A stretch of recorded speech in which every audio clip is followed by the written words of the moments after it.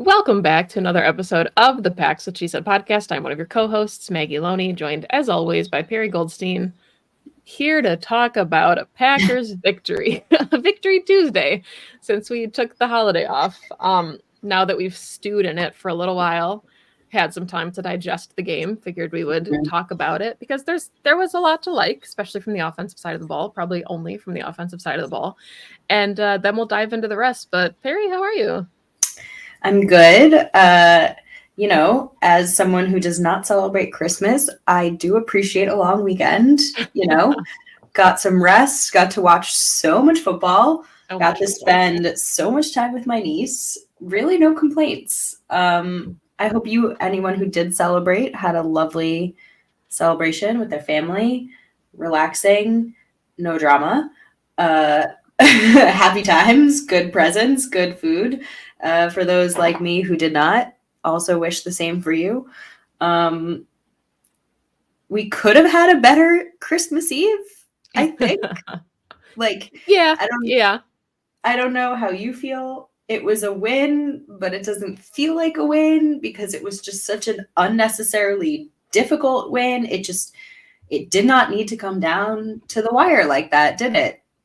It didn't feel like a win because it felt like if there was 1 second left on the clock, the Panthers would have tied and sent it into overtime. Like, that's why it doesn't feel like a true victory, because it felt like the Packers were saved by the bell and not by any thing that they actually did in that game. And once again, Bryce Young looked like an all-pro. So but we'll save it. We'll save it, right? We said we'd start positive. We'd talk about the offense.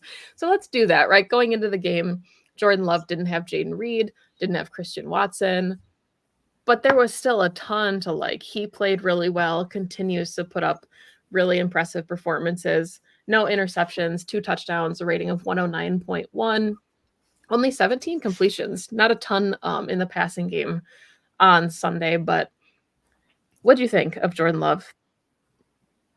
He didn't need a ton of completions because they had Aaron Jones back. They rode Aaron Jones. Packers finally had their first over 100-yard rushing game of the season. Only took how many weeks? But to answer your question, I just think it's, again, really unfortunate to me that we focus week after week on these kind of abysmal defensive performances when what we should be talking about is how good our quarterback looks.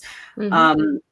Because over the course of the last, I would say, 6 games, Jordan Love has thrown for 1,578 yards, 13 touchdown passes, 1 rushing touchdown, and 1 interception.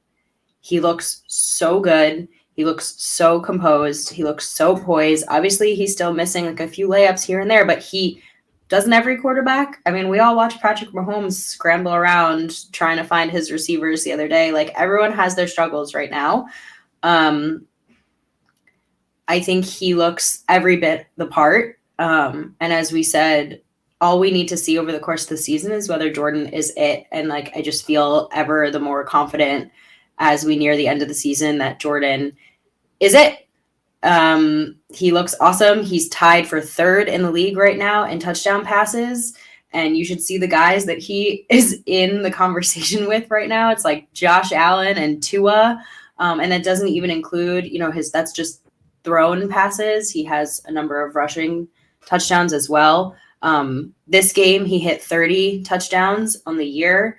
So just continuing to stack really impressive numbers, deserving so much of the title of being the Packers franchise quarterback, and doing it without, you mentioned it already, a number of his weapons. They also lost Wicks halfway through this game after he caught that touchdown pass.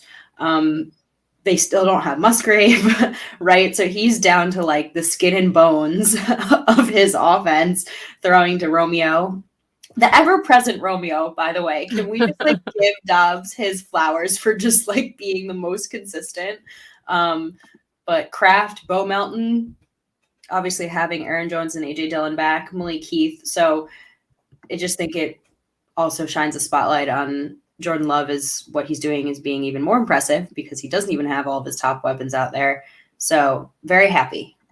Yeah, and I mean, that was one of the narratives going into the season was like, how would he look without a vet presence at wide receiver? He didn't have a Devontae, right? Like he didn't have a true wide receiver one that would elevate him and make his job easier. That was one of the reasons everyone was so high on Adam Thielen going to the Panthers, right? Because Bryce Young would have a reliable, knowledgeable vet in the room. And the Packers didn't have that. Their vets were Christian Watson and Romeo Dobbs. So like you said, yeah, the Packers still don't have a player with over like 800 yards from scrimmage. It's AJ Dillon right now that leads the team, and over like 3/4 of those yards, 2/3 of those yards are rushing yards. So their highest receiver right now is Romeo Dobbs with 646 yards. Probably not going to have 1,000-yard receiver this season, and that's okay because we're seeing like Tucker Kraft quietly puts up 60 yards. Like that's what's fun is seeing Jordan Love work with all these different pieces without having a true wide receiver one in his offense, in his arsenal. I think that's what makes the offense more dangerous because you account for a guy like Romeo Dobbs or you account for an Aaron Jones, and then all of a sudden there's like Bo Melton on an end around, and you're like, okay, like there's this Yeah. wrinkle now. So kudos I to do Matt. think though, I want to know your thoughts though, because I do think though that I mean, we'll see. But my thought process, though, is that in year 2 or 3, someone is going to emerge as As wide a receiver one. one. Yeah. Like, I think spreading the ball around should always remain part of this offense. And I think it will in the way that Matt LaFleur likes to call plays. But I think you can tell who Jordan's, I don't want to call them favorites, but who his maybe security blankets are becoming, at least when they're all out on the field. And it'll be fun to see who emerges as more of like the top target once everyone is healthy. I have my hunches, but we won't know, I think, until like year 2 or 3 in this offense. But I think someone's going to have to emerge as that top, wide receiver one that's going to draw all of the defenders their way. If Jaden Reed doesn't put up 1,000 yards next season, I'll be surprised. Same. Like I think it's him. But so yeah, I mean, offense looked really good. I know the Panthers had a struggling run defense already, but nice to see Aaron Jones. The Packers finally get a 100-yard rusher. Aaron Jones coming back just really changes the offense. It's so, special to have him on the field. Fun to see AJ Dillon get into the end zone after not getting in since like week 1 or 2. Like it had been a really long time without him in the end zone. And, I thought that yes, the Panthers have a terrible red zone defense, but I liked what the Packers did in the red zone.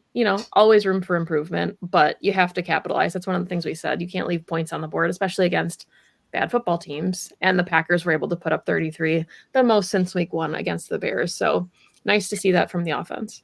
This was your red zone get right game. And I think putting up 33 is getting right.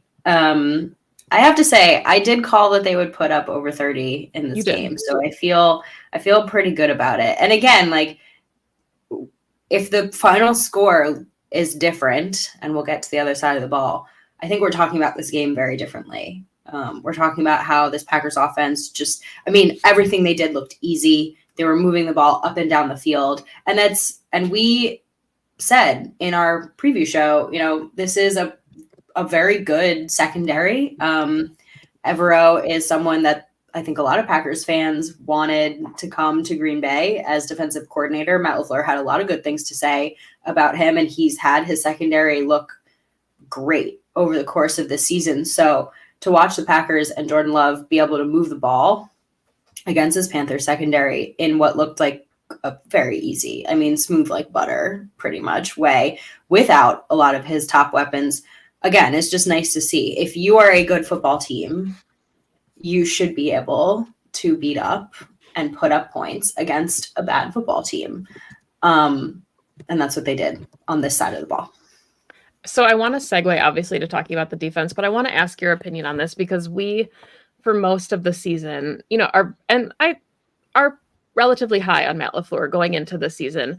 And I'm just curious, because we know we're going to shift into talking about Joe Barry in the defense, if the way that Matt has handled the Joe Barry situation, if your thoughts have changed at all about Matt LaFleur as a head coach, or if you still think he's like the best guy for the job.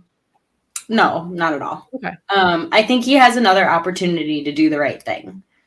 And I want to see what he does with that opportunity. Now, depending on how this offseason goes, there's obviously room for my mind to be changed. But as of right now, I don't see a world where I want Matt LaFleur to not be the head coach of the Green Bay Packers. I don't see a world where that is the right thing for this team. I think you make a change at DC, you make a change at a few maybe of the other coordinator or position coaches as well. You get this defense on the right track, and this team is in a really good spot to win games next year and beyond. Yeah, I agree with you. And I mean, it's hard because we talked about it after last week's game where he was kind of in between a rock and a hard place where if you truly aren't comfortable with the rest of the coaching staff or with anyone else to be able to even step in, then are you really putting your team in the best position to be successful if you get rid of your DC? But the thing that I think is driving me just a little bit nuts about the whole thing is like Joe Barry to me is like the carriage from Cinderella. Like he's the carriage, right? And he's got like the white horses and the gold accents against the Lions and the Chiefs. And you're like, okay, like looks pretty good. And then like Tommy DeVito comes out and Baker Mayfield comes out and Joe Barry turns into a pumpkin. And instead of Matt LaFleur saying like, okay, like we can't really get home in a pumpkin, like he's like, I don't know, like gourds are good for you. Like pumpkins have a lot of nutritional value. And you're like, Matt, the pumpkin doesn't have wheels. Like we can't take a pumpkin home. And that's where my brain is with like that's to me, like Matt just goes so hard. And I'm like, Matt, he's a pumpkin. We can't get home with a pumpkin. Like, what are you doing? You have a Cinderella story of an offense, and Joe Barry's a pumpkin. If you're not watching the video version of this, I'm dying laughing. That's perfect. That's a perfect analogy. He did. It turned midnight. It's 2, 3 a.m. Nothing good happens after 2 a.m. The pumpkin is rotting, and it's Matt time to go home. I don't know. I don't know how to continue on in the analogy. However, I do agree with you. And I think there's been a lot of questions, right, of like, well, is it worth, moving on from the pumpkin? And I think to your point, I guess I can continue on the analogy, is when you have rot anywhere, the only thing to do is get rid of it. Otherwise, it festers and it spreads. Right? A rotted out pumpkin that's not going to get you anywhere, especially not where you want to go, is only going to make whatever situation you're in worse. It's a distraction. And I don't know if the guys on this side of the ball just don't want to play for him anymore, feel like they have nothing. It looked like they did not want to be out there in this game. It just looked like they could not have cared less. There was no fight. There was no contested catches. Adam Thielen is 85 years old. He is wide open in the middle of the field. You made Bryce Young, who has not thrown a touchdown pass in weeks, look like another All-Pro. He threw 4. And again, I think you and I have had this discussion on the show before, and I'm going to reiterate it again here. If you do not like the calls, and Jair had probably a contested interview after, and I'm not going to make my commentary on whether it was whether he should or should not say the things that he said. I think players should be able to speak their minds at some point. They play the calls that are called. It is what it is. I don't think they look like a team that wants to play for this coordinator any longer. And my thought process is, if that's the vibe, you have to do something about that. Because if you have an authority problem, if you have players who don't want to play for your coordinator anymore, I don't care if it seems like it's not going to change anything or there's only 2 games left. That's bad. That's just bad. It's rot. The pumpkin is rot. It's rot in the locker room, and it's going to spread. And at the same time, the other thing I would say, if I could, to that side of the ball is, if you don't want to play for your coordinator, play for your offense. Your offense is out there doing its damn best, putting up 30-plus points, right? at least play for your quarterback, play for your own offense, your Cinderella story, right? You have a chance to go to the playoffs still. And we can talk about my thoughts on whether, what to do if that's still a possibility. But I get that you feel like you've given up. And this goes back to like last season too. Do you remember like halfway through the season, last season in the locker room, like the guys like Keyshawn and Rasul were clearly like really unhappy with what was happening on that side of the ball before they had their like big like 4-week run. Like this is not a new thing that these guys are unhappy playing in this scheme. Right. This has been, and it's festering. And again, it goes back to your question before is like, do you put this on Matt? Yes, he has the chance to do something about it. You can do something about it. Even if you think nothing's going to change, even if you go 0-2, you miss the playoffs, you're probably going to go 0-2 and miss the playoffs anyway with Joe Barry. At least tell your guys, hey guys, I hear you, I back you. I'm going to do something about this for you. And that's the thing is like, I agree with you. Matt LaFleur is the best guy to coach this offense right now. I like the scheme he utilizes. He's great for the offensive side of the ball, but something now has to be done to the defensive side of the ball. And even if you just look at like the culture change of the Raiders with Antonio Pierce, they got rid of Josh McDaniels, and all of a sudden guys are like dying to play for Antonio Pierce, and he goes out and he beats the Chiefs, and he beats up like on football teams that he's not expected to win. And the Raiders have a shot at the postseason. Will they get there? Probably not, but it was a culture change. And that's why, there's all this narrative now about like, maybe the Raiders need to actually do the right thing and make the hire. It's the same thing that they did under Rich Bisaccia a couple years ago. If you don't think you have an interim DC, fine. But if you want to give a guy like, I don't know, Ryan Downard, your safeties coach, like somebody who's been in your system a long time, if you want to give them a shot at maybe elevating their career elsewhere as getting a DC position later on down the line, give them a shot for a couple games. Let them call the plays. What is the worst possible thing that's going to happen? You lose 2 games. Okay. This wasn't like projected to be a playoff team anyway. And I know the Packers are never in like tank mode or anything like that, but you just have to set the tone because to go out there and like you're also going to one of the hardest places to play for the Packers. Like you're going to Minneapolis, you're going up against guys like Justin Jefferson. If you have Jair and guys that are acting like they don't really want to be out there or play for Joe Barry, if Jair's like, F it, my shoulder hurts, I don't want to be out there, and you have like your 5th, 6th, 7th corners out there against Justin Jefferson, like why did you even show up? Like why did you get off the bus if there's nothing to play for? So I think you just need some type of culture or energy shift, even if like your entire defensive coaching staff might not be back next season. Who cares? Like blow it up 2 weeks early. It's not going to make a difference. Yeah, that's my thing is that if this is something you're going to do and it could change, it has any kind of percentage possibility to change the trajectory of your season at this moment. Because right now it's like you win out, you have a chance to make the playoffs. You don't win out, you're not making the playoffs. And yes, maybe you should have done this after the Tommy DeVito game. We're past that at this point. Right. So right now, the way this defense is playing, in my opinion, they're not making the playoffs. This defense is not going to play well enough where they're going to make the playoffs. So what do you have to lose by making a change? It already looks like you're going downhill on that side of the ball, but your offense is playing well enough to get you there. They are. It's what?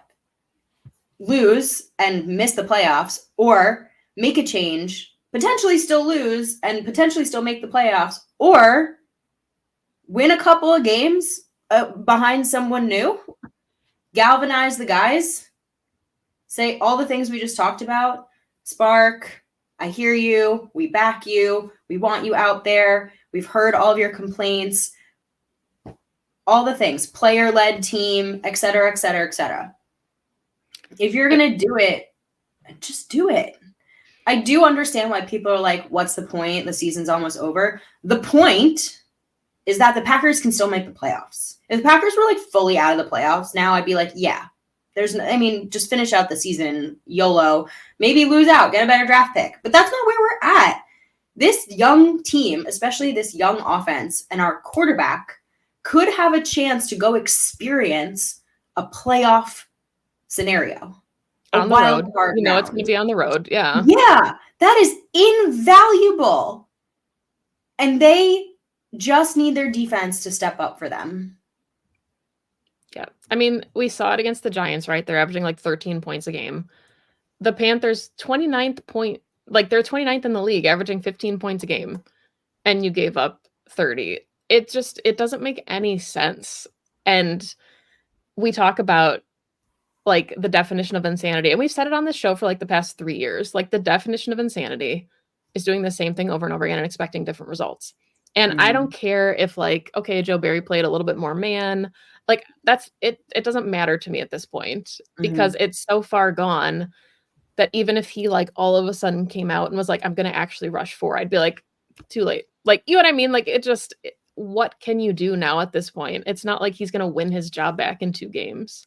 Yeah. My other thought process is it gives other coaches 2 weeks to call up Brian, have some conversations, know that the Packers DC job is open for business. You get a Mhm. jump start on figuring out who you want next, Yeah.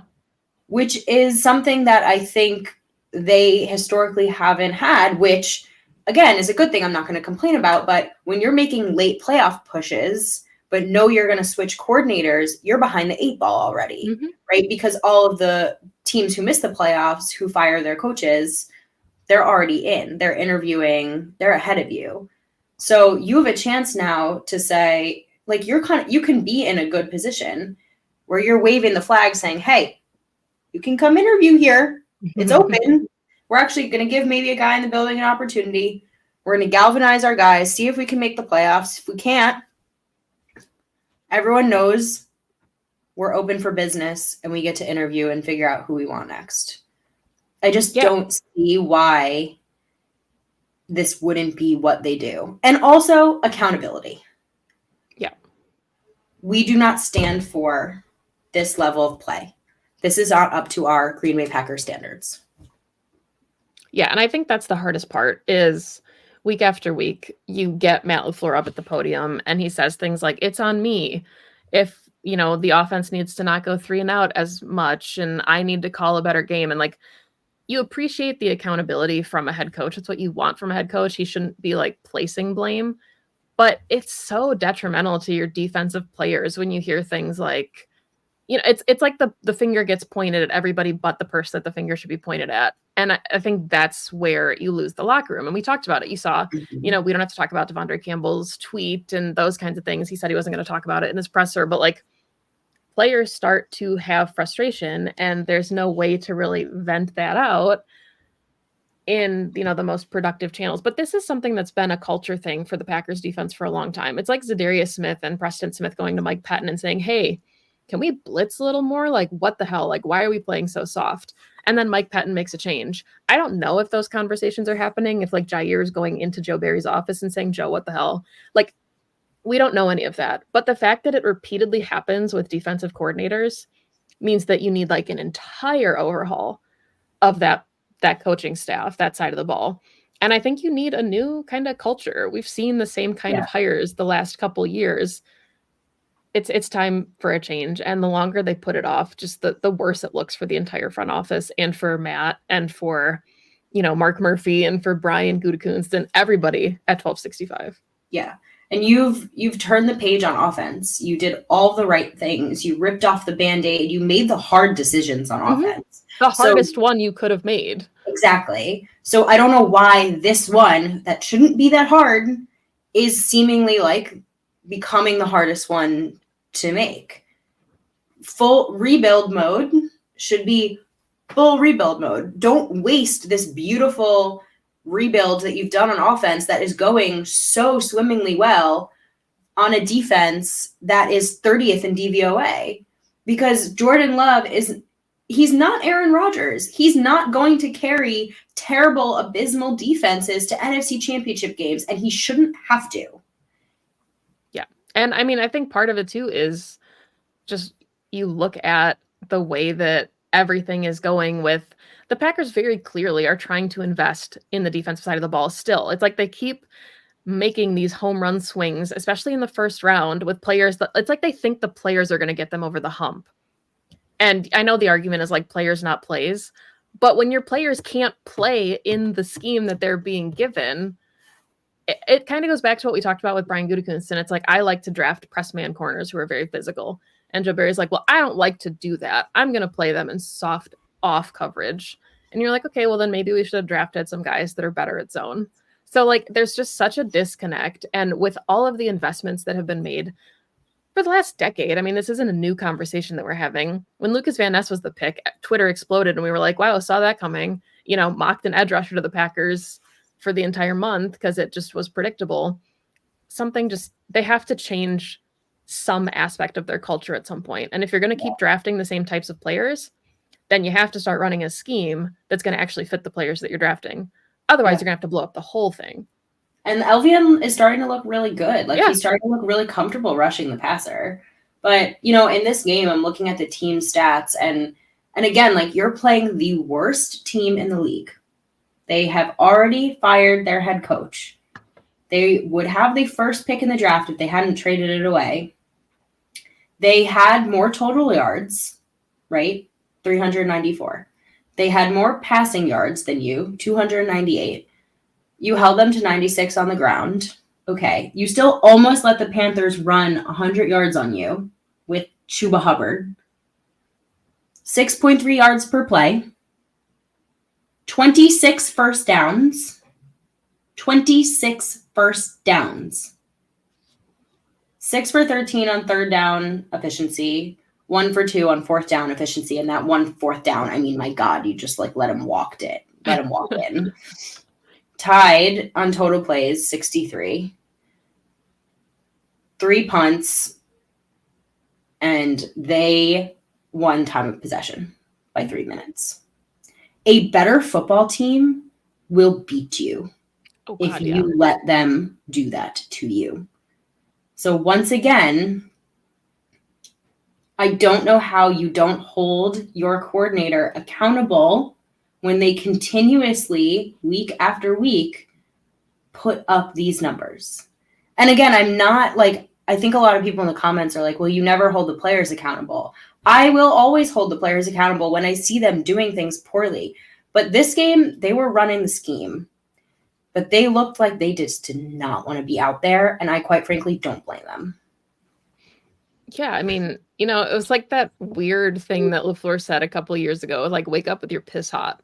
Like you had to like bring the energy and the juice to these games. And the defense just, I mean, it just wasn't happening. And it's like you said, it's hard. It's like when you have a bad manager or a bad boss at work and you love your job, but it's so hard to come to work every day because you don't value the person that you're working for. And they just expect more and more out of you. And you all of a sudden like lose your love for the job that you really enjoyed because of the person above you. And you hate to see that because there's good players that are going to, you know, everybody talking about like, oh, Jair's not going to play in Green Bay. Well, then that's a problem. Like whatever happened, if that's truly because you kept your DC too long, then shame on you. Because when he was healthy, he was an all-pro corner. And if he now doesn't want to play because of the culture, that's not a Jair problem. That's an organizational problem. Yeah. Yeah, I agree with you. Because, again, at the end of the day, this league is about the players. It's not about the owners. It's not really about the coach. It's about the players. You fit to the players. You drafted them. They don't choose where they go. You choose them. You bring them in. So you do them a disservice when you bring them in and you don't treat them right. Yeah. Okay. Well, if you didn't know, if you're new here, we're Team Fire Joe Barry. We're going to come back with a Vikings preview show. So we'll have a better sense of injury. Packers are not today's Tuesday, December 26th. Packers are not practicing. I don't believe we will, hopefully by the time we record our preview show, have a Matt LeVert press conference as well. So get a sense of where things are at within the organization. So hopefully that'll be interesting, some interesting tidbits. But the Packers did win, and they're still in it. So It is technically a Victory Tuesday. Like the most somber Victory Tuesday of all time. But thank you for hanging out with us for these last 30 minutes and, kind of recapping the game with us. You can find Perry on Twitter at Perry_Goldstein. You can find me on Twitter at Maggie J. Loney, podcast on Twitter at PWSS Podcast, and on all other social platforms at Pax What She Said. If you are listening to us, thanks so much for downloading the episodes. If you're watching us on YouTube, we appreciate you liking and subscribing to the show if you don't already, because that really helps us out. But we will be back, like Perry said, in just a couple days to preview the Vikings, talk about the playoff picture the Packers are somehow still in. And yeah, thanks as always for listening, and go Pack Go. Go Pack Go.